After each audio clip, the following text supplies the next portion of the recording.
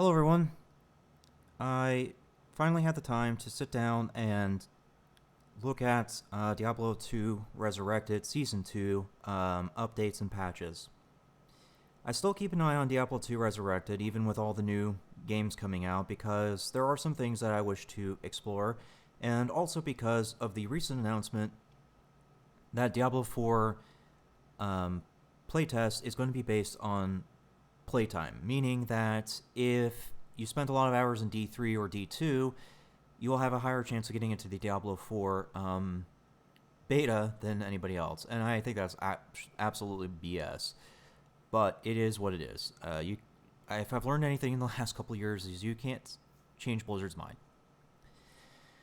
So let's go ahead and take a look at all these patch notes and try to break down things individually before we're talking about builds and stuff now. Okay, for starters, the big one here I think that should be mentioned first is that the Amazon Evade passives are finally fixed. They've been a problem since the early days of the original Diablo and all the way up into Resurrected, but finally they have fixed the evades, so now you will no longer get yourself killed. In addition to the evades being fixed, they've also decided to go and fix Impale and Fend. So now Impale is not interruptable, and it will always hit. However, it's a very slow attack. It still retains that from the original Diablo, the slow attack rating to it. So it's a very big math formula to deal with. You would need an IAS calculator for that. But let's go and look at some of the other patch notes real quickly. So you'll notice that they've removed one synergy from the lightning side of the spears. And for those who are visual learners, it's this skill way down here.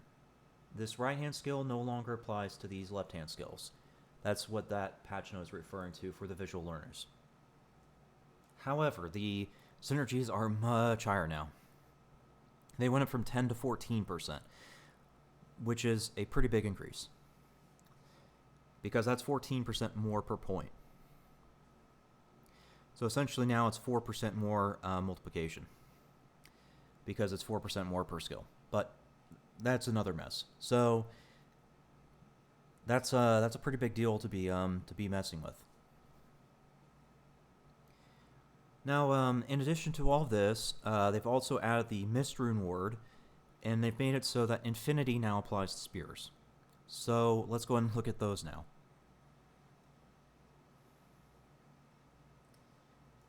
Okay.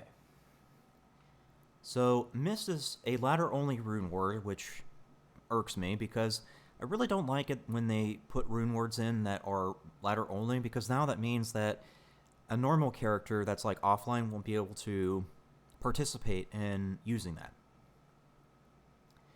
But whatever. So let's go ahead and look at Mist.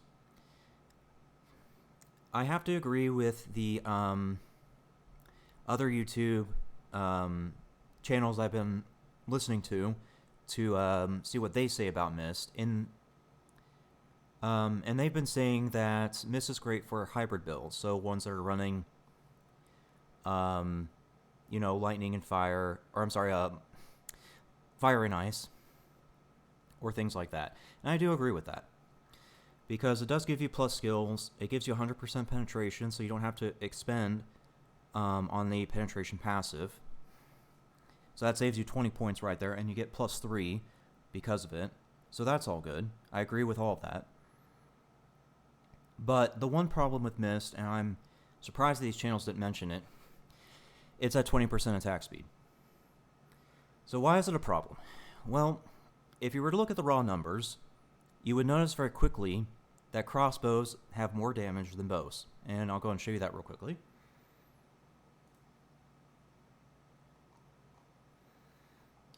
Where is it? There's.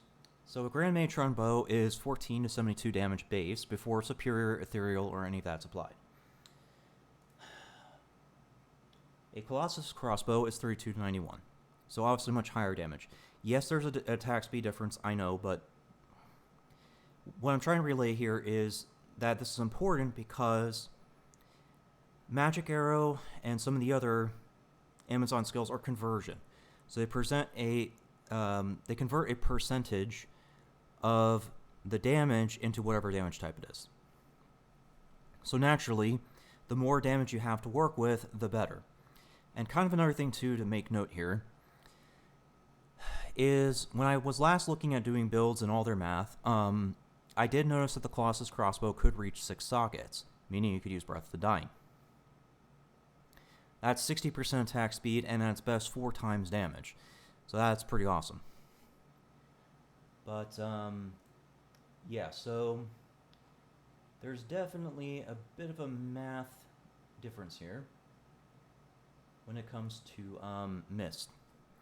So because Mist is only 20% attack speed, I see it as a problem because it's not enough to make the crossbow really go. And I took some notes before doing this recording. So I noted that the Colossus crossbow is 1.53 attacks at 37% increased attack speed. So you could probably get away with it with attack speed gloves, I guess. Or maybe an amulet, but it just makes it so that the other equipment has to change around it. Is more or less where I'm going with that and why I see it as a problem. But that's Mist. Let's go and talk about Affinity. Okay, so Affinity has now made the Lightning Amazons a lot more viable because it's got a Conviction Aura on it. But there is a problem here. Unlike Mist, it doesn't come with attack speed. So then that means now the build changes around that. It was in the old days when I first did my builds for Diablo 2 Resurrected that I just went Breath of the Dying on a War Pike because it's 60% attack speed and a lot of damage. So it was kind of the best that I really had to work with for a Lightning Amazon prior to these changes. But now that they've added this, it's changed the math formula on the spear. So, yeah, not having attack speed changed the math formula, which could be a good or bad thing, I don't know. But let's go ahead and look at that math just so you can see how much of a change this is. Okay. So you'll notice that for the Amazon-specific spears, the Matriarchal Spear is a 0 attack speed. And that's important because, if my memory's correct, the Mancatcher is considered the fastest spear at -20. A Warpike is much slower than this, and you can even see that because the Matriarchal Pike is the exact same attack speed as a pike. Warpike, I'm sorry. So that's 20, so it sits in between 20 and -20, meaning it's a normal attack speed. So why is the Matriarchal Spear so important? Why are we looking at the math for this? Well, it's because of the fact that the Matriarchal Spear is about as fast as you can go for the higher level spears in terms of attack speed, and also because of the fact it's up to +3 to spear and javelin skills. Because of the new synergies, that means if you roll a +3 Matriarchal Spear for a lightning build, then that's 14% times 3 on one skill. And then you have to multiply that by 2 more, because there are 2 other synergies happening. So it's 14 times 3 across 3 skills, essentially is how you have to think of that math. So now they've made it so that if you do Infinity, you now have to look at the IAS for doing a Matriarchal Spear, which I've done as well. Okay, so I noted that in order to reach 1.92 attacks on the Matriarchal Spear, you need 18% increased attack speed, which isn't difficult to do. That's one 20% glove. And then to reach 2.08, you need 30%. So again, not difficult, but still annoying that we have to change around the math formula and other things. So I don't see it as much of a problem as Mist, but it's still annoying. So now let's look at the math involving Infinity. So assuming that you are using Infinity in a Lightning Spear Amazon build, you're looking at a level 12 aura, so that's going to be down here. So that's a minus 85% maximum resist with an asterisk. Because now we have to scroll up in here and look at one of the mechanics involved. So the mechanic involved with Conviction, this aura, when breaking an immunity, will only function at 1/5 effectiveness, or 20%. So we have to go back over here, and I'm thinking that's just a raw minus rather than taking 20% of 85. I'm not sure, so somebody who maybe knows the math better than I and the mechanics much better than I can look at this. But let's just say in the worst case scenario, it's minus a flat 20 rather than taking 20% of 85. That'd be 65.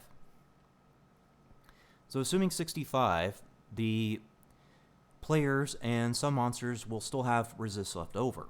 So in order to completely eliminate that, to make up for the fact it's at 65, then you would need the Griffon's diadem. Or Griffon's eye, I'm sorry. So that would lower it another 15 to 20%. So if you could roll a 20% Griffon's eye, that would certainly account for that missing percentage. And I'm okay with that, sort of. So it was in my prior builds that I ran the Shaco Cat because I knew that you would have to face tank because of the evasions not working. Well, at least the way that you would want them to. So Shaco's Cap gave you damage reduction, and that's why I used it, along with Verdunga's Hardy Cord. Because between those two, and then Chains of Honor, you could really stack the damage reduction. But now that evasion does work, I'm a little more okay with using Griffon's Eye on my spear build. Because now you have some survivability, and you can afford to lose it. The Shaco Cap, that is. So I'm okay with that, but only to a certain degree. So yes, you could do that and make sure that you're doing pure lightning damage to the enemy, whether it be player or monster, but you would need a slight change in the build. And whether or not that's detrimental is another problem to deal with. So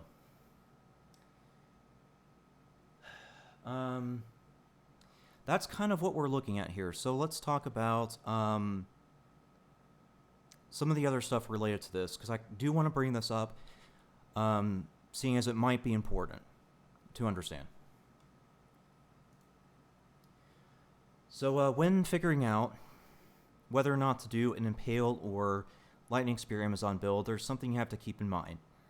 Critical Strike works with physical damage. It does not work with lightning damage. So that's why you see Amazons ignore a Critical Strike if they're lightning. But because Impale is all physical, as well as Fend, that means now the Critical Strike will function on that build. So you'd have to look at a very huge math formula, or math table, to determine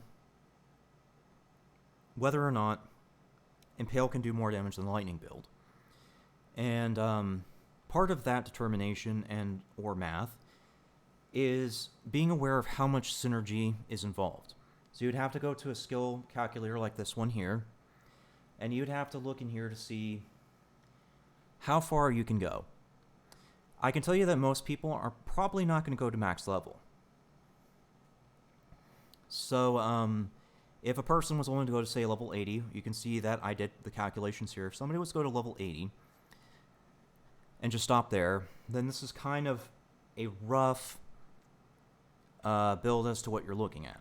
And you'd have to do the math from this. So you know that 14% is being applied from these three skills, and they're going into this one.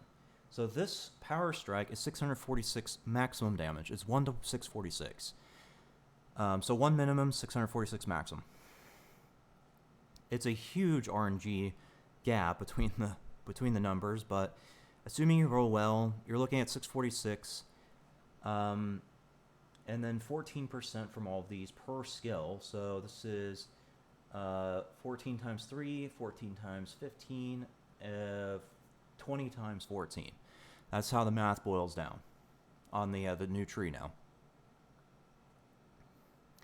So you'd have to take all these numbers and then apply them to the matriarchal spear to know what the number is you're dealing with, and also whether or not if you put all the items on, like the Griffon's Eye and all of that, will beat an Impale build. An Impale build is slow and chunky. Lightning build needs to be fast in order to keep up with the DPS of that chunky build. So it's kind of how you have to think of things in the math formula. More than likely, though, Impale is going to win, simply because it's applying physical damage and then amplifying it by a percentage, whereas the lightning damage is flat. So it's 1 to 646 on top of whatever your weapon damage is. That's why the Matriarchal Spear is what you want to use now, because of the fact that it doesn't matter what you use, it just matters how fast you can swing it. If you're using Affinity, that is. So that's kind of what you have to think about when doing these builds. For now, though, thanks for listening.